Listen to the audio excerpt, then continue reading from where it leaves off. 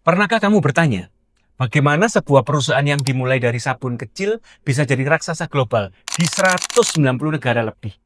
Ini bukan sekedar kisah sukses, tapi juga cerita strategi, krisis, dan adaptasi yang terus-menerus. Ini adalah Unilever, raksasa produk konsumen dunia. Unilever secara resmi lahir pada September 1929, hampir 100 tahun. Dari merger antara Lever Brothers, Inggris, dan Margarin Unai, itu Belanda. Dua perusahaan yang awalnya bergerak di sabun dan margarin bersatu karena mereka punya bahan baku yang sama, yaitu minyak kelapa sawit.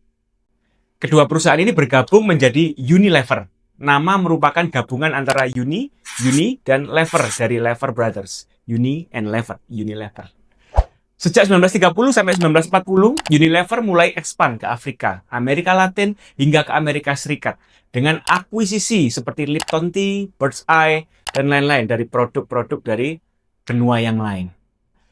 Unilever bukan hanya tumbuh secara organik, tetapi juga melalui akuisisi strategis dan diversifikasi produk. Contohnya, ada akuisisi Ben Jerry's, Dove, Tresemme, dan lainnya untuk menguatkan posisi di personal care dan produk-produk hygiene. Peluncuran Sustainable dan Living Plan pada 2010, rencana yang ambisius mereka untuk mengurangi dampak lingkungan sambil meningkatkan pertumbuhan bisnis mereka. Strategi utama yang dipakai Unilever adalah, yang pertama, brand diversification. Memiliki portofolio di harga yang paling murah sampai harga yang paling premium. Yang kedua, digital dan e-commerce engagement. Mereka memperkuat pemasaran online untuk menjangkau segmen milenial dan segmen Gen Z. Yang ketiga, adaptasi pasar lokal. Produk mereka disesuaikan dengan kebutuhan tiap negara. Krisis dan tantangan yang pernah dihadapi oleh mereka. Kompetisi yang ketat dan pasar saling memakan produk mereka. Unilever itu pernah menghadapi persaingan sengit dari P&G, Procter & Gamble. Dalam puluhan kategori produk konsumen mereka, P&G itu bahkan sempat mengungguli Unilever di banyak pasar karena fokus portofolio mereka yang lebih tajam dan spesifik.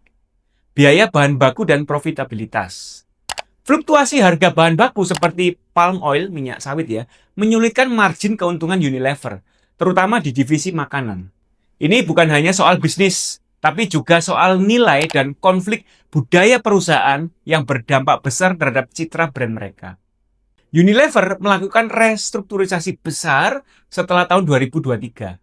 Ada 7.500 pemotongan pekerjaan untuk menyederhanakan operasi. 7.500 orang di PHK.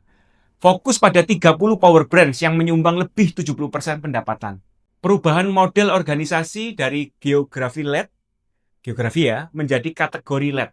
Bukan lagi geografi, tapi adalah produk kategorinya. Unilever memutuskan untuk melepaskan sejumlah aset yang non-inti, seperti unit es krim yang sekarang berdiri sendiri sebagai Magnum Ice Cream Company. Walau pernah disorot karena merevisi target iklim, Unilever masih mencoba menggabungkan purpose dengan brand power mereka, supaya punya competitive advantage di pasar global. Unilever adalah contoh transformasi company life cycle yang sangat panjang.